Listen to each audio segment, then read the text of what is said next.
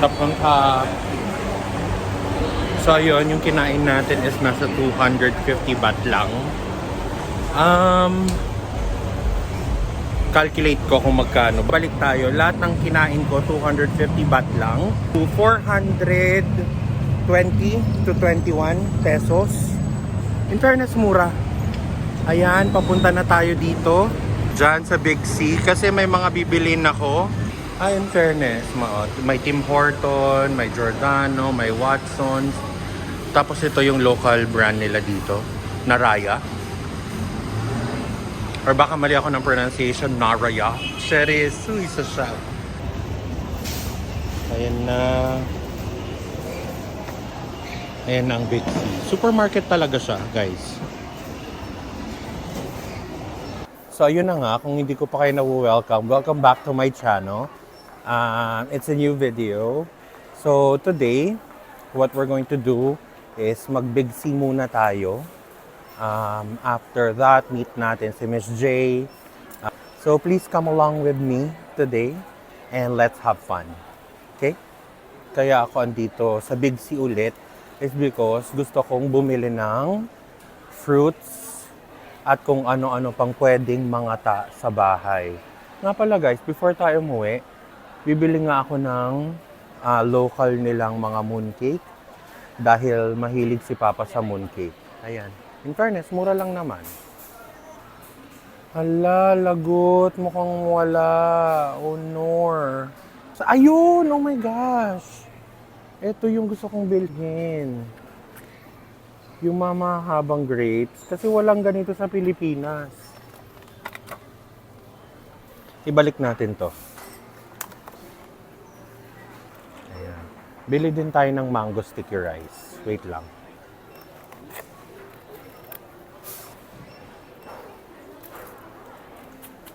Kuha tayo ng buko juice. Ito ba? Hindi ko alam kung magkano. Ay, 250.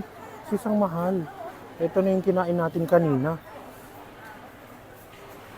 Ito na lang. O, 100 lang ito.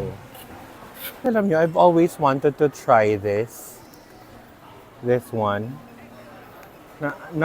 Alam ko nakikita nyo to sa sa mga mukbang ng mga fruit, yung mga nagmumukbang ng fruits. Pero, the thing is, wala silang yung tingi. Kasi syempre pag hindi ko nagustuhan o ayoko naman magsayang ng food. Social, meron sila mga freeze-dried durian. O, meron ding freeze-dried na na langka. Ayan. Guys, ang hirap mag-control ng cart pag isang kamay lang yung gamit mo. I'm sorry, excuse me. How much is this? Yeah.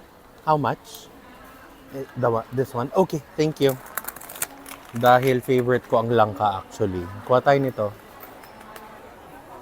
Teka lang, parang may masarap dito.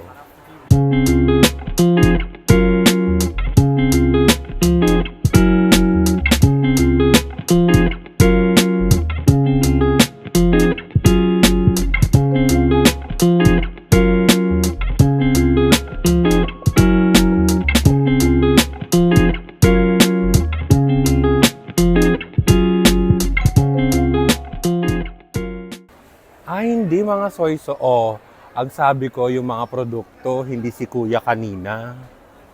Kayo talaga kung ano-ano yung mga iniisip nyo. Guys, alam niyo yung Thai milk tea? Yan yung ginagamit nila. Di ba meron na rin tayo sa Philippines niyan, yung ganong brand? Guys, mag-shop lang ako. Balikan ko kayo pag tapos na. Kasi mahirap talaga mag-control. Masakit na yung kamay ko. Okay, see you later. Guys, sa tingin ko medyo nasobrahan ko. Malalim po ito. So, ang dami pa dyan sa oh my gosh. So, iuwi ko muna tong lahat. Guys, parang nasobrahan. Pero go push, ang dami naman. Laban. Our total bill is at 5,766.50 baht.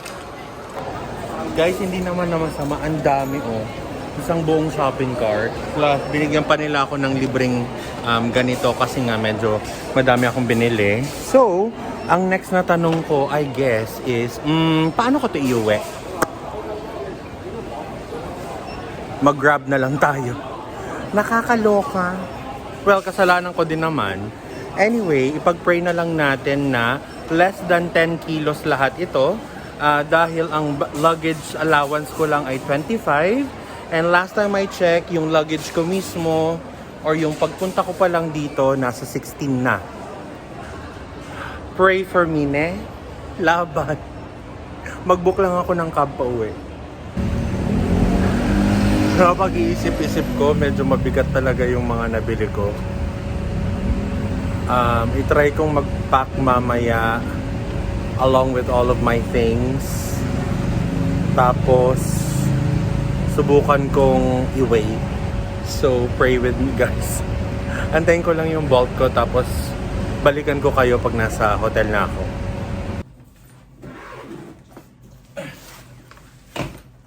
May weighing scale sa baba. So, i-weigh ko muna to. Balikan ko kayo, okay? See you later. Guys, ang saya ko. So, chinek ko sa baba. Nasa 20 kilos lang to. Ay! Perfect! May iuwi ko to lahat and more. So, I'm just gonna unpack the things that are in here. Kasi hindi pa naman ako uuwi. Matagal-tagal pa. Okay? So, I'll see you later pag aalis na tayo. Kikitain natin si Miss J with her students, okay? Hi guys! Currently, papunta na ako kay Miss J dun sa school niya or na pinagtuturuan niya. So, magbo-bolt na ako. Nag-book na ako ng bolt papunta doon and hindi ko na lang muna kayo sasama dahil malapit ang malupad yung phone ko. Hindi ako nakapag-charge. Laban. This location or this place is named Changchuy. Yun daw yun. That's the way you pronounce it. So, ipapakilala ko sa inyo yung mga student ni Miss J or students ni Miss J mamaya. Guys, look at that. May airplane. Laban. Tapos meron din ditong night market. So, ikot tayo later. Okay, dito muna tayo sa may kakainan natin. So, ayan sila, Miss J. Tas yung tatlong, students. Sawadee ha. Again? Mukrata. Mukrata. O, diba? Ang gaganda ng mga students ni Miss J. Pakilala ko sa inyo later, okay? Bye! So, ganyan siya. It's grill.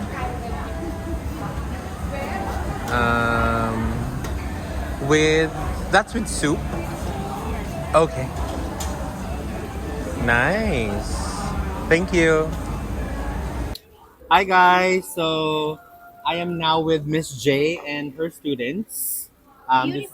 Beautiful students, may I add. So, I have here Mok. Hi, Mok. And of course, the super pretty Yuri. Oh, by the way, both of them just came back from the US. They studied there for 10 months. And of course, our youngest, Miss New. Hi. She will also go to the US to study, but not yet this year. I believe next year. Yeah. So we are now here. Where are we again? We are in Changshu, this place called Yangneu. Yanglei. And can you explain what we're eating right now? What is this? This is Yangneu. Yangneu means like when you grill butter. Neu is butter and yang is grill. So when you eat this, you put butter on it and then you grill it. Nice. And how about And this one is mu kratha. Again? Thai national food. Mu kratha. No, just kidding. Just Thai people, we really love it. Yes. So I just found out that Yuri loves to eat raw food. Can you explain what this is, guys? Shrimp with Korea sauce. It's a raw shrimp that you eatable. You cannot have the raw river shrimp. You're gonna be sick. The big shrimp. The big shrimp. Okay. Yeah. Thank you so much. So Miss New, what is your favorite food here to get? I guess it's pork. Pork. Yeah. So the barbecue one. Yeah. This one, the one that we're cooking. Yeah. Why do you like it? The food taste is nice. Very good. Thank Yeah. you so much. Yay. See, they're really I guess, guys, we'll just eat and then I'll show you around because it seems like at the back you can see that there is a night market.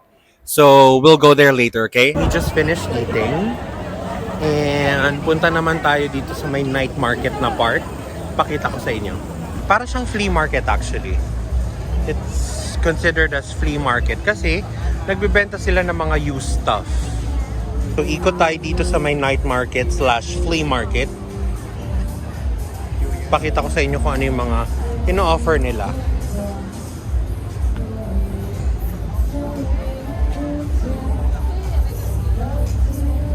amoy ukay-ukay. Amoy ukay-ukay sa Baguio.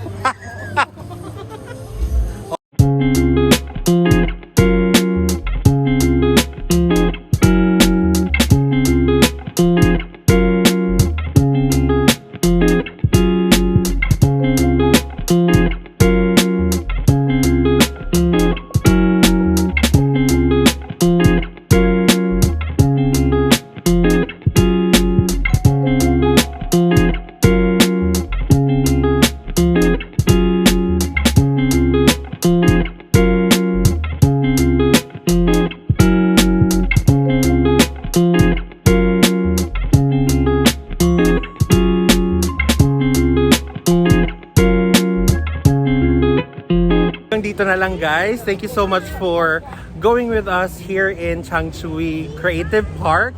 And if you enjoyed this video, kahit na hindi, please do like, share, subscribe to my channel and all of my videos.